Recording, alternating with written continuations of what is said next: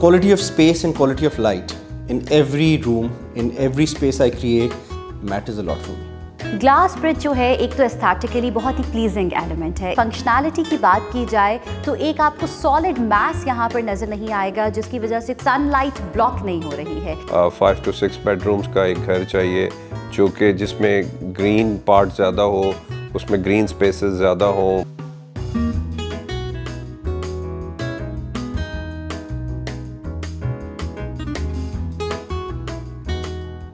Valencia town में मैं इस वक्त मौजूद हूँ। जिस घर को आज हम कवर करने लगे हैं, इट्स अ 2 कनाल हाउस।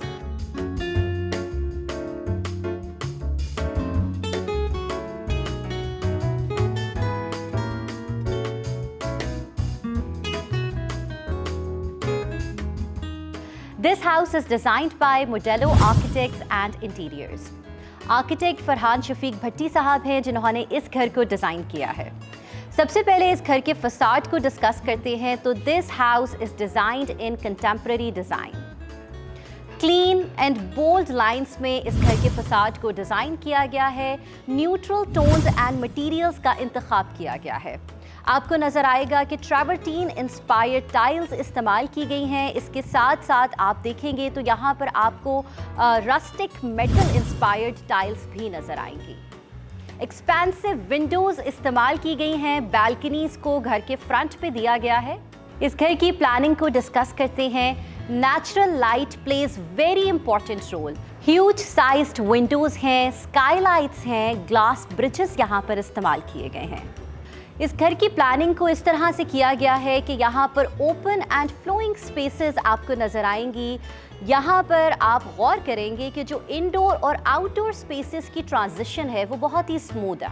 आपको नज़र आएगा कि जो व्यूज़ हैं वो बिल्कुल भी रिस्ट्रिक्टेड नहीं हैं, अनइंटरप्टेड व्यूज़ हैं, जिसकी वजह से आप घर के किसी भी कोने पर मौजूद हैं, व्यूज़ बहुत अमेजिंग बन रहे हैं। और सेकेंडली यहाँ पर नेचुरल लाइट जो है वो अच्छे से आ रही है। पोडियम की फ्लोरिंग को डिस्कस करते हैं। यहाँ पर फॉरेस्ट ग्रे मार्बल इस्तेमाल किया गया है। अच्छे बड़े साइज़ की स्लैब्स हैं जो कि इस्तेमाल की गई हैं। बैक साइड पर मेन एंट्रेंस डोर मौजूद है। इसको रेड ओक वुड में डिज़ाइन किया गया है। 8 फीट हाइट है इस डोर की। डोर को फर्दर डिस्कस करते हैं तो यहाँ पर बड़ी ही खूबसूरत सी आपको एक ट्रीटमेंट नज़र आएगी। ब्रूजिंग की गई है इस डोर के ऊपर।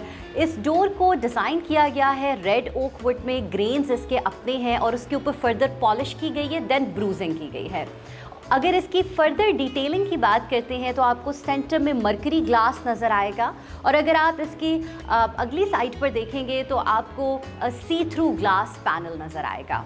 This is an automated door. इसके अलावा सीलिंग को देखते हैं तो यहाँ पर भी वुड वर्क इस्तेमाल किया गया है। अब चलते हैं घर के अंदर की जानिब। Currently I am in the main entrance lobby of this house. This is a double heighted lobby. The best part about this lobby is कि यहाँ पर जो नेचुरल लाइट है वो बहुत अच्छे से आ रही है। रीज़न बीइंग यहाँ पर ग्लास ब्रिजेस इस्तेमाल किए गए हैं, एक्सपेंसिव विंडोज़ इस्तेमाल की गई हैं। इसके अलावा अगर हैंड रेल की बात करते हैं तो इसमें भी ग्लास इस्तेमाल किया गया है। फर्दर मटेरियल्स की बात करते हैं। फ्लोर पर आप देखेंगे कि यहाँ पर टाइल इस्तेमाल की गई है। This is a large format tile and this is inspired bye Frappuccino marble.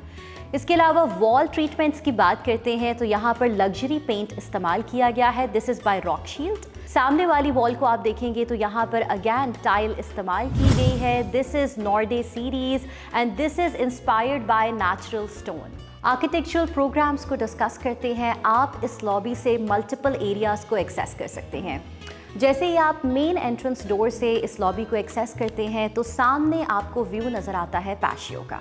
It's a beautiful space जो कि घर के बिल्कुल सेंटर में डिज़ाइन की गई है। यहाँ से ना कि सिर्फ आपको नेचुरल लाइट आएगी, इसके अलावा this helps in the ventilation as well.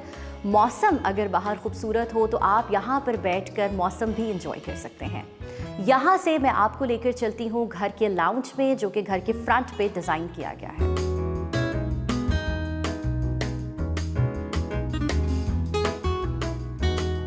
इस लाउंज को घर के फ्रंट पे डिज़ाइन किया गया है। यहाँ से आपको घर के फ्रंट लॉन का व्यू आएगा। इस लाउंज की जो प्लेसमेंट है this was part of the clients brief. Further बात करते हैं इस लाउंज की कलर पैलेट के ऊपर, तो इसको वार्म टोन्स में डिज़ाइन किया गया है। वॉल्स पर आप देखेंगे तो आपको न्यूट्रल कलर्स नज़र आएंगे, इसके अलावा आपको पैनलिंग नज़र आएगी। फर्दर बात करते हैं यहाँ पर मीडिया वॉल को डिज़ाइन किया गया है, इसको हाई ग्लॉस में डिज़ाइन किया गया है। अगर आप टीवी के बैक साइड पर देखेंगे तो हैंड पेंटेड पैटर्न्स यहाँ पर डिज़ाइन किए गए हैं। फर्श की बात करते हैं तो न्यूट्रल टोन्स में फ्लोर को डिज़ाइन किया गया है। This style is inspired by white Italian marble. आप इसके अगर ग्रेन्स देखेंगे तो आपको नजर आएगा these are very subtle grains. Dining area को लाउंज के बिल्कुल एडजेसेंट डिज़ाइन किया गया है। जो डिवाइडर यहाँ पर इस्तेमाल किया गया है, इसका फ्रेम सॉलिड वुड में डिज़ाइन किया गया है। सेंटर में आपको स्टैंडर्ड टेम्पर्ड ग्लास जो कि 5 mm का है वो यहाँ पर इस्तेमाल किया गया है and it's a beautiful sliding door. अब यहाँ पर जो प्लानिंग है वो काबिल गौर है। फ्लूइडिटी आपको नज़र आती है, जिस तरह से आप जब इस स्लाइडिंग डोर्स को खोलेंगे तो lounge and dining room will become one big unified space. अब इस डाइनिंग रूम की छोटी छोटी चीज़ें हैं जो कि बहुत ही इंटरेस्टिंग है। मेरे बैक साइड पर जो टेबल मौजूद है, इट्स ब्यूटिफुली टेपर्ड टेबल। इसको अगेन हाई ग्लॉस में डिज़ाइन किया गया है। फर्दर बात करते हैं फ्लोरिंग के ऊपर, सेम आपको फ्लोर नज़र आएगा जो कि लाउंज में इस्तेमाल किया गया था, जिसकी वजह से जो सेंस ऑफ यूनिफाइड स्पेस है वो आपको यहाँ पर आएगी। बैक साइड पर आप देखेंगे तो यहाँ पर बुक मैच टाइल्स इस्तेमाल की गई हैं। इस डाइनिंग रूम को आप लाउंज से तो एक्सेस कर सकते हैं, इसके अलावा आप इसको मेन एंट्रेंस लॉबी से भी एक्सेस कर सकते हैं। फर्दर प्लानिंग की बात करते हैं तो डाइनिंग एरिया जो है उसके बिल्कुल सामने किचन को डिज़ाइन किया गया है ताकि जो प्रैक्टिकलिटी है वो बिल्कुल भी कॉम्प्रोमाइज़ ना हो। यहाँ से फ़िलहाल मैं आपको लेकर चलती हूँ ड्राइंग रूम एरिया में। इस वक्त मैं ड्राइंग रूम एरिया में मौजूद हूँ। This was also part of the clients brief के ड्राइंग रूम जो है वो एक small size drawing room required है। रीज़न बीइंग हमारे यहाँ जो है ड्राइंग रूम वो ओकेजनली यूज्ड होता है, इसीलिए अगर आप प्लेसमेंट की बात करेंगे तो जो प्रीमियम प्लेसमेंट है वो लाउंज को दी गई है, जो कि फ्रंट लॉन के बिल्कुल एडजेसेंट डिज़ाइन किया गया है, क्योंकि फैमिली ने जो मैक्सिमम टाइम होता है वो लाउंज में स्पेंड करना होता है। ड्राइंग रूम जो है वो एक अच्छे साइज़ का ड्राइंग रूम है, बट उसको बहुत ही कोई लंबे चौड़े साइज़ में नहीं डिज़ाइन किया गया है। ड्राइंग रूम की जो एक्सेस है वो बिल्कुल मेन एंट्रेंस डोर के साथ रखी गई है ताकि जो भी गेस्ट वगैरह आ रहे हैं without invading the privacy of the whole house वो इस ड्राइंग रूम को डायरेक्टली एक्सेस कर सकते हैं।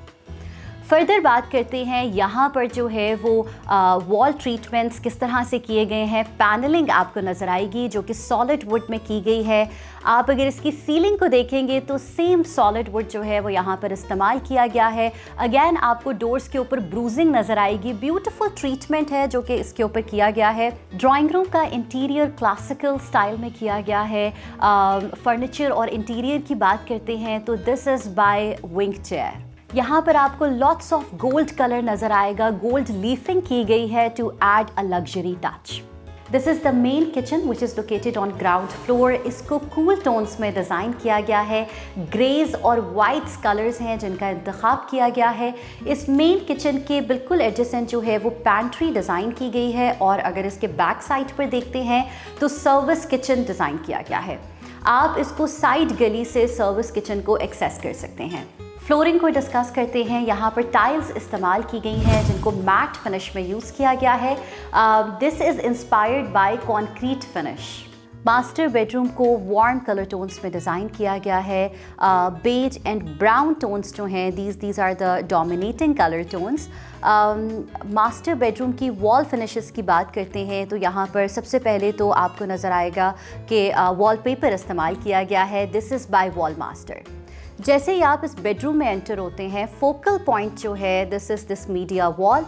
यहाँ पर आपको नज़र आएगा कि टाइल्स इस्तेमाल की गई हैं। This is desert soul tile. This is inspired by desert tones. Flooring की बात करते हैं, यहाँ पर लैमिनेटेड फ्लोर इस्तेमाल किया गया है। This is inspired bye would. Further furniture की बात करते हैं तो यहाँ पर अपॉस्टर्ड बेड इस्तेमाल किया गया है। स्वेड फैब्रिक में आपको सोफ़ाज़ नज़र आएंगे। अब आपको लेकर चलते हैं मास्टर बेडरूम के बाथरूम में।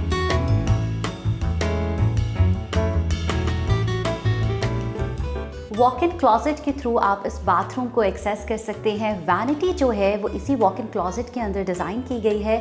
लॉट्स ऑफ गोल्ड आपको नज़र आएगा which is adding a very luxury touch here. Wall treatments की और फ्लोर ट्रीटमेंट की बात करते हैं तो यहाँ पर मैट फिनिश में टाइल्स इस्तेमाल की गई हैं। This is inspired by oak. अब इसकी वॉल की बात करते हैं तो यहाँ पर शिमर टाइल इस्तेमाल की गई है। This is image cream tile. This is a very nice tone of cream colour. Vanity wall को देखते हैं, यहाँ पर ब्यूटीफुल मोज़ैक इस्तेमाल किया गया है। This is drop copper mosaic. इसके साथ मिरर को आप देखेंगे, यहाँ पर भी कस्टमाइज्ड फ्रेम इस्तेमाल किया गया है।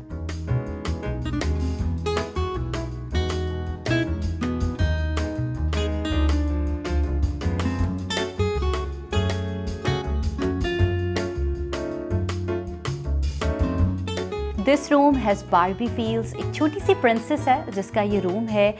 इसको पिंक एंड पर्पल टोन्स में डिज़ाइन किया गया है। फ्लोरिंग के ऊपर आप देखेंगे कि यहाँ पर लैमिनेटेड फ्लोरिंग इस्तेमाल की गई है। फर्नीचर की बात करते हैं तो यहाँ पर टोन्स ऑफ वाइट आपको नज़र आएगा। इसके अलावा आपको जैसा कि मैं मेंशन कर चुकी हूँ कि पिंक और पर्पल शेड्स नज़र आएंगे। टोन्स ऑफ पिंक में इस बाथरूम को डिज़ाइन किया गया है। बहुत ही खूबसूरत सा डीप पिंक कलर है जो कि आपको वॉल्स पर नज़र आएगा। इसके अलावा आपको गोल्ड में हेक्सागन पैटर्न्स भी यहाँ पर नज़र आएंगे। इस बाथरूम की बात करते हैं तो फ्लोर पर अगेन मैट टाइल्स इस्तेमाल की गई हैं। This is inspired by concrete finish. बहुत अच्छी यहाँ पर नेचुरल लाइट आ रही है which is making this bathroom even more beautiful.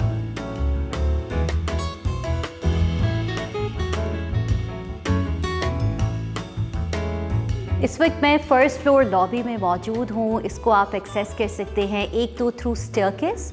आप देखेंगे स्टेयरकेस जो है इसके ऊपर फॉरेस्ट ग्रे मार्बल इस्तेमाल किया गया है। हैंड रेल की बात करते हैं तो ग्लास इस्तेमाल किया गया है और सॉलिड वुड जो है उसके अंदर इस हैंड रेल को डिज़ाइन किया गया है। फर्दर आप इस फर्स्ट फ्लोर को एक्सेस कर सकते हैं थ्रू द एलिवेटर। आपको एलिवेटर का इंटीरियर दिखाते हैं। आर्किटेक्चरल प्रोग्राम्स की बात करते हैं। इस लॉबी से आप मुख्तलिफ एरियाज़ को एक्सेस कर सकते हैं। इस लॉबी के बिल्कुल सामने जो है वो टेरेस को डिज़ाइन किया गया है जिसको 2 रूम्स के दरमियान में सैंडविच किया गया है। टेरेस को देखते हैं, यहाँ पर जो है वो खूबसूरत सा डिवाइडर जो है वो इस्तेमाल किया गया है। This is designed in metal. इसके ऊपर फर्दर जो है वो पाउडर कोटिंग की गई है। इस स्क्रीन की सबसे ज़्यादा ख़ास बात यह है कि आपको इसके थ्रू रोशनी तो आ रही है और ब्यूटीफुल पैटर्न जो है शैडोज़ जो कि इससे क्रिएट हो रहे हैं उसके थ्रू जो पैटर्न्स बन रहे हैं वो आपको टेरेस के फ्लोर पे नज़र आएगा। फर्स्ट फ्लोर के जो फ्रंट पर एरियाज़ डिज़ाइन किए गए हैं उनको एक्सेस कर सकते हैं। ग्लास ब्रिज जो है एक तो एस्थेटिकली बहुत ही प्लीजिंग एलिमेंट है। इसके अलावा अगर इसकी फंक्शनैलिटी की बात की जाए तो एक आपको सॉलिड मैस यहाँ पर नज़र नहीं आएगा जिसकी वजह से कोई शैडोज़ नहीं क्रिएट हो रहे और सनलाइट ब्लॉक नहीं हो रही है, बल्कि आपको बड़ी अच्छी सी जो नेचुरल लाइट है वो आपको इसके थ्रू पास ऑन करके ग्राउंड फ्लोर पर भी मिलेगी। Currently I am at the first floor lounge जिसको आप ग्लास ब्रिज के थ्रू एक्सेस कर सकते हैं। इसकी प्लेसमेंट बहुत अहम है। आपको एक तो इस विंडो से फ्रंट लॉन का व्यू आएगा और इसके अलावा दूसरी विंडो से आप देखेंगे तो आप जो है वो टेरेस को एक्सेस कर सकते हैं। दोनों तरफ से अच्छी नेचुरल लाइट आ रही है।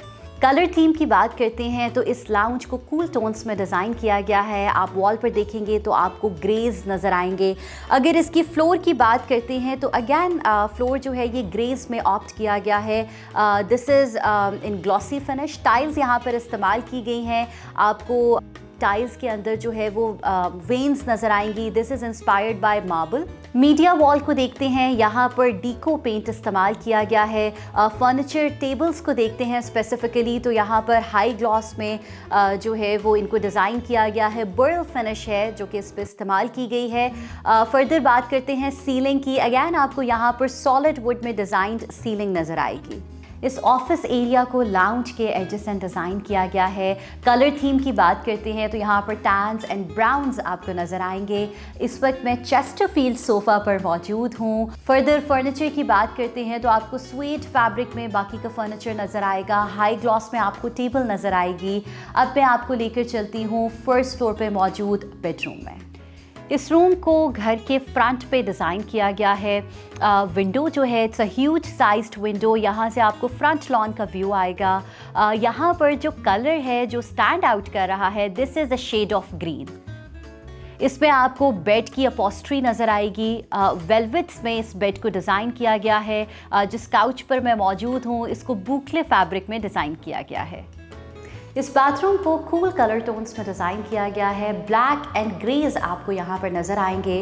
वॉल की बात करते हैं तो यहाँ पर मैट फिनिश में टाइल्स को इस्तेमाल किया गया है। This tile is inspired by Marquina marble. आप दूसरी वॉल पर देखेंगे तो same Marquina marble inspired tile इस्तेमाल की गई है, लेकिन आपको इस टाइल में ग्रूव्स नज़र आएंगे जो कि मोनोटनी को ब्रेक कर रहे हैं। ग्रे कलर टाइल्स को देखेंगे तो अगेन इसको मैट फिनिश में इस्तेमाल किया गया है। वार्डरोब्स को देखते हैं तो टोन्स ऑफ ग्रेज आपको यहाँ पर नज़र आते हैं। इसके अलावा इंटीग्रेटेड प्रोफाइल लाइट्स नज़र आती हैं। ग्लास भी ऐड किया गया है to add a little bit accent. Bathroom में जब मैं मिरर को देखती हूँ तो यहाँ पर मुझे एक सेमी सर्कुलर शेप नज़र आती है और मुझे छोटे छोटे से कनेक्शंस जो हैं वो पूरे इस फर्स्ट फ्लोर पे नज़र आते हैं। आप लॉबी में देखेंगे तो वहाँ पर भी सर्कुलर ग्लास इस्तेमाल किया गया है। और अगर आप फर्स्ट फ्लोर पर टेबल को देखते हैं तो उसका जो फ्रेम है वहाँ पर भी आपको सर्कुलर शेप नज़र आती है।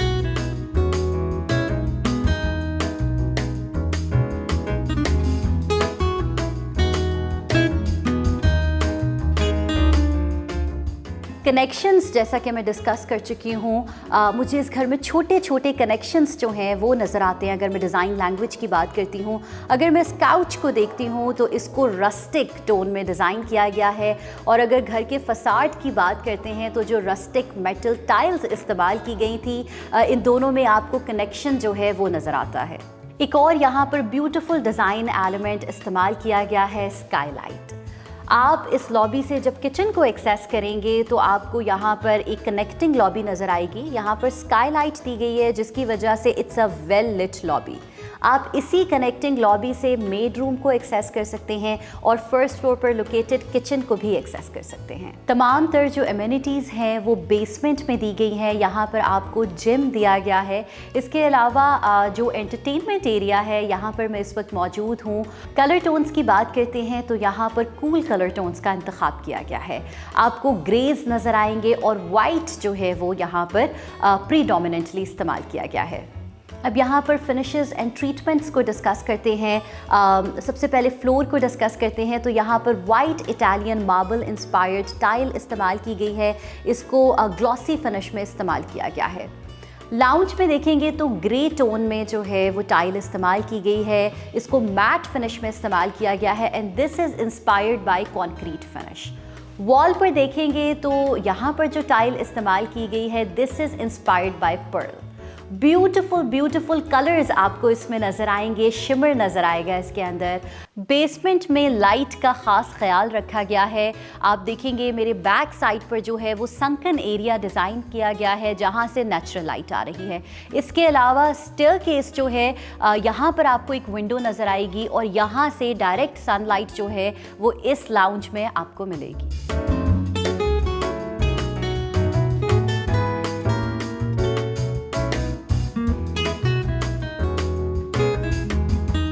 बेसमेंट में लोकेटेड बेडरूम है जिसमें मैं इस वक्त मौजूद हूँ। यहाँ पर सबसे अहम बात यह है कि बेसमेंट में होने के बावजूद भी यहाँ पर मुझे नेचुरल लाइट मिल रही है। विंडो जो है यहाँ पर एक्चुअली संकन एरिया जो कि लाउंज में डिज़ाइन किया गया था, उसी के दूसरे रुख पर जो है वो इस बेडरूम को डिज़ाइन किया गया है और उसमें से विंडो दी गई है। इस बेडरूम के इंटीरियर की बात करते हैं तो इसको न्यूट्रल एंड सटल टोन्स में डिज़ाइन किया गया है। फ्लोर की बात करते हैं तो यहाँ पे कंक्रीट इंस्पायर्ड टाइल इस्तेमाल की गई है। वॉल्स पर देखेंगे तो बेज, डल बेज कलर में पेंट फिनिशेस हैं जो कि इस्तेमाल की गई हैं। हमारे साथ फरहान शफीक भट्टी साहब मौजूद हैं। He is the architect of this house. अस्सलाम वालेकुम। अस्सलाम वालेकुम, how are you? I am good, अल्हम्दुलिल्लाह। शुरू से शुरू करते हैं। जी ज़रूर। आप की कहाँ की पैदाइश है, इब्तदाई तालीम कहाँ से हासिल की, बचपन कहाँ पे गुजरा आपका? Born in Lahore ji, very much a Lahori, और spend my whole life in Lahore. मेरी एजुकेशन भी लाहौर की है जी। आर्किटेक्चर डिग्री मैंने नेशनल कॉलेज ऑफ आर्ट से ली और right after my graduation jumped into the business, started working with some great names in the industry and learned a lot from them. और उसके बाद just dived into the field and then it was a free swim and God has been kind. Architecture में किस तरह से आ गए? Architecture में एक्चुअली डिज़ाइन रिलेटेड हमारी फैमिली के अंदर थोड़ा सा ज़रा बैकग्राउंड है जी। My father was into interior business and we had actually a furniture showroom with the same name. तो वो I think it runs in the family. So मेरा interest towards building and architecture कुछ early stages of my education he develop हो गया था और I was very focused कि मैंने आगे इसी career को pursue करना है। I think इस वजह से शायद that's how it is. अगर आर्किटेक्ट ना होते तो क्या होता है? मैंने कभी ये बात नहीं सोची। मुझसे काफ़ी लोगों ने पूछा कि आर्किटेक्ट ना होते तो actually I can't think of anything कि मैं क्या होता अगर आर्किटेक्ट ना होता। I don't know about it. Meant to be an architect. I don't know, may be like that. What is architecture? What is a good design? Actually, architecture is all about spaces. An architect is there to give you an arrangement of spaces, a well-coordinated arrangement of spaces which is well designed and in harmony with its surrounding and totally into the context. जब आप कहते हैं जी what is a good architecture, तो a good architecture or a good design is totally relevant with its surrounding and with its context. मेरे लिए जी हर मेरे design का, मेरी बिल्डिंग का जो डिज़ाइन है वो रिलेट करता है with its context and with surrounding. जब तक वो अपने कॉन्टेक्स्ट के अंदर प्रॉपर्ली फिट इन नहीं हो रही, सो आई डोंट थिंक सो कि वो एक अच्छा डिज़ाइन होगा मेरे लिए। That's how it is. मैंने आपका काम देखा है, उसमें कुछ मुझे क्लासिकल एलिमेंट्स भी नज़र आए, कुछ मुझे मॉडर्न लाइंस पे भी आपका काम नज़र आया। Do you believe in any specific architecture style? देखिए जी, being an architect I consider myself as a designer. So a designer should not be handicapped. मैं कोशिश ये करता हूँ कि मैं एवरी टाइप ऑफ डिज़ाइन को एक्सप्लोर ज़रूर करूँ, बट आपकी बात ठीक है कि हर डिज़ाइनर की कुछ इंक्लिनेशन होती है, कुछ डिज़ाइन लाइंस तो नहीं कहना चाहिए बट समहाउ एक डिज़ाइन पैटर्न होता है हर आर्किटेक्ट का। So I am more inclined towards modern architecture, but आपकी बात ठीक है, मैंने कुछ ज़ोर आजमाई करने की कोशिश की है towards neo classical style and I found it interesting. ज़रूरी नहीं है कि सिर्फ क्रिएटिविटी जो है वो मॉडर्न आर्किटेक्चर में ही क्रिएट की जा सकती है। नियो क्लासिकल के अंदर भी बहुत क्रिएटिव काम हो रहा है दुनिया में, we can also do that. कोई ऐसा design principle that you have to follow in your design? Quality of space and quality of light in every room, in every space I create, चाहे वो एक कमरा है, चाहे वो एक पूरी बिल्डिंग है, the quality of the light matters a lot for me. अब हम आ जाते हैं आपके इस प्रोजेक्ट के ऊपर। When I was having this discussion with your client, he was telling me कि कोई 4 साल लगे हैं आपको। ये सफ़र आपने कैसे तय किया? क्या चैलेंजेस आपने फेस किए? यूजुअल चैलेंजेस होते हैं जी, जो कोई हम अच्छा एक इंट्रिकेट प्रोजेक्ट बना रहे होते हैं। इस प्रोजेक्ट में थोड़ा सा डिफरेंस ये था कि यूजुअल से थोड़ा सा ज़्यादा टाइम लगा। उसमें बहुत सारी चीज़ें आई, बहुत सारी चीज़ें जिनकी वजह से डिलेज क्रिएट हुए, but somehow the client was very much involved in the project. उनको नॉलेज भी बहुत था because he is into related to this field due to his business. So इस वजह से ही वॉज वेरी मच इन्वॉल्व। थोड़ा सा प्रोजेक्ट स्लो ज़रूर चला, लेकिन I think it was for the better end वो the result which came out, I think the client is satisfied. That's what is most important for me. आपसे मैं ये जानना चाहूँगी कि any advice for the clients जो कि एक आर्किटेक्ट को हायर करते हैं तो वो किस तरह से एक बेहतर डिज़ाइन अपने आर्किटेक्ट से ले सकते हैं? मेरी जी एक ही एडवाइस होती है, चाहे वो मेरा क्लाइंट हो या कोई भी मार्केट में हो, वो आस्क मी कि जी how to go about a project, उसमें कि do your recce, do your research about the architect, but once you select the architect, trust the architect. That's it. He will deliver a good job. Do you believe in me time? Definitely. How do you spend your me time? I would say कि जी मेरा जो me time है जी mostly is with my family और into sports. I'm very much into sports ji from my early childhood. So मैं अपना जो went out जो करता हूँ आई वुड से, या मैं अपने आप को न्यूट्रलाइज जो करता हूँ वो थ्रू स्पोर्ट्स करता हूँ जी। वो जो भी स्पोर्ट्स हो, I am into sports for all my life. अच्छा, किस तरह के स्पोर्ट्स जो हैं वो आप खेलते रहे हैं? I use to play cricket, then बहुत अर्सा मैं स्क्वॉश खेलता रहा हूँ जी, और काफ़ी एक्सेसिवली स्क्वॉश खेली। I use to be a swimmer in the school as well, और बट अब lately I think age is catching up, so now I play golf on weekends. So golf is one sport जो कि बहुत relaxing भी है, because you spend so much time in green, open areas, fresh air, and it is a very competitive sport. It helps me take out a lot of things off my mind. I've seen you traveling, social media का दौर है। जी हाँ। तो कोई ऐसी जगह that's your favorite place to go? मैं जी कोई एक जगह नहीं बता सकता, जो जितनी जगह भी जो थोड़ी बहुत मैंने ट्रैवल की है, I try to learn from every place, because it really doesn't matter कि आप किसी जगह पे जा रहे हैं वो कितनी एडवांस्ड है या कितनी डेवलप्ड है, फर्स्ट वर्ल्ड है, सेकंड वर्ल्ड है। आई थिंक आप दुनिया में कहीं पे भी जाएं which is not your home ground, you can learn a lot from them, और specially I try to learn about the social fabric of that society, about the principles and the day-to-day dealing of that area, of those people.